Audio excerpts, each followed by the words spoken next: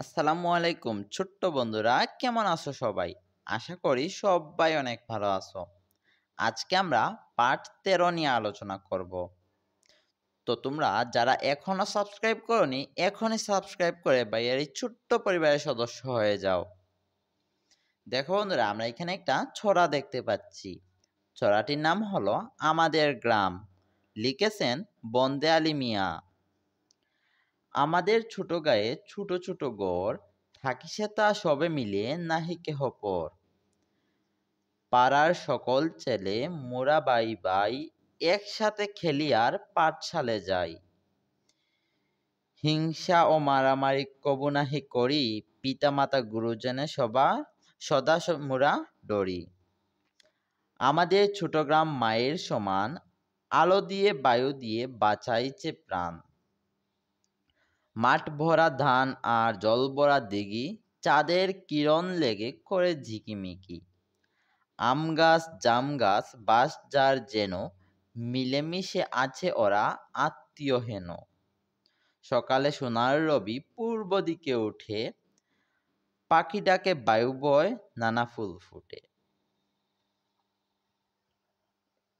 এই যে পাখি ডাকে বায়ু বয় নানা ফুল ফুটে।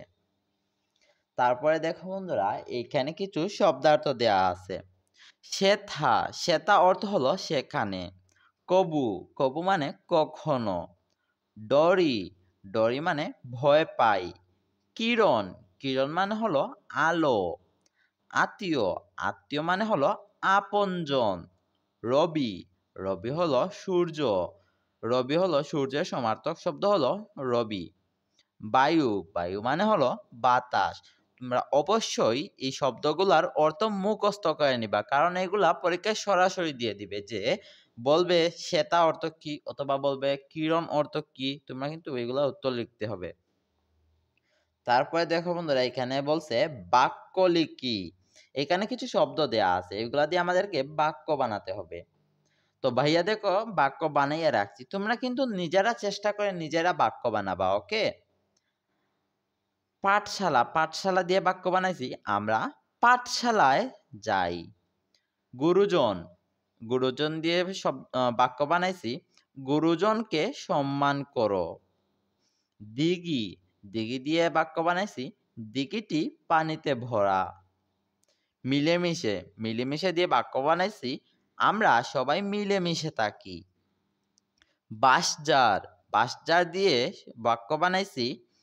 আমাদের বাড়িতে একটি বাঁশঝাড় আছে। দুইয়ে দেখো বন্ধুরা আছে, কবিতাটি সুন্দর করে বলি ও দেখে দেখে লিখি। 3, একই অর্থের শব্দ শিখি।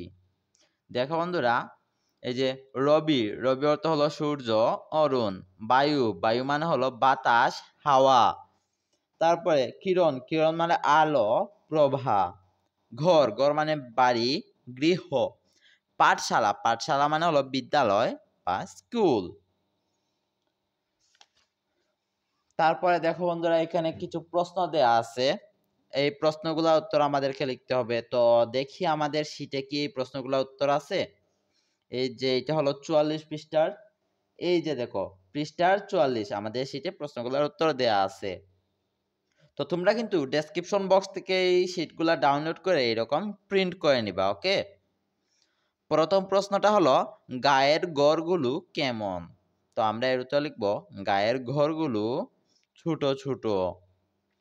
হ, বা দ্বিতীয় প্রশ্নটি হলো, পাড়ার সব ছেলে একসাথে কি কি করে? তো আমরা এর উত্তরে লিখব, পাড়ার সব ছেলে একসাথে খেলাধুলা করে আর পাঠশালায় যায়। তৃতীয় প্রশ্নটি হলো, জল ভরা দিঘি ঝিকিমিকি করে কেন? তো আমরা এর উত্তরে লিখব, চাঁদের কিরণ লেগে জল ভরা দিঘি ঝিকিমিকি করে। চতুর্থ প্রশ্নটি হলো, আত্মীয়ের মতো মিলেমিশে কারা আছে? এর উত্তরে আমরা লিখব, আম গাছ জাম গাছ বাঁশ যার আত্মীয়ের মতো মিলেমিশে আছে। এরপরে দেখো বন্ধুরা, এখানে দেয়া আছে সঠিক উত্তর বাছাই করে বলি ও লিখি। এখানে সঠিক উত্তরে আমাদেরকে কি করতে হবে, দাগ দিতে হবে এবং আমাদের সঠিক উত্তরটা বলতে হবে। কবি গ্রামকে তুলনা করেছেন মায়ের সাথে। এই যে আমরা এখানে ছড়াতে পড়ছিলাম,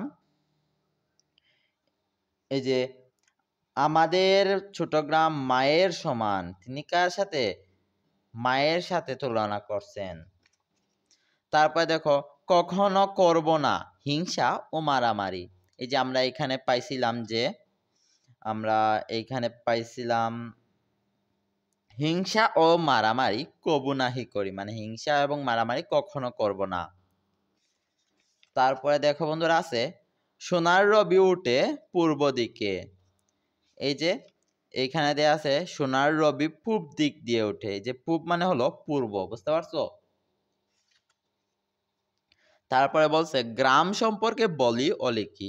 তো ভাইয়া তো গ্রাম সম্পর্কে 5টা বাক্য লিখছি, তোমরা কিন্তু নিজেরা চেষ্টা করে কিছু বাক্য এরকম লিখবা।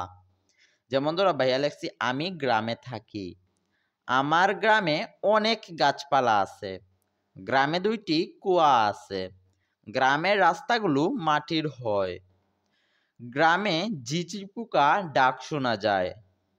তো বন্ধুরা পরবর্তী ক্লাসগুলোর লিংক ভাইয়া ডেসক্রিপশন বক্সে দিয়ে দিব। ততক্ষণ পর্যন্ত ভালো থাকো, দেখা হচ্ছে পরের ভিডিওতে। আল্লাহ হাফেজ।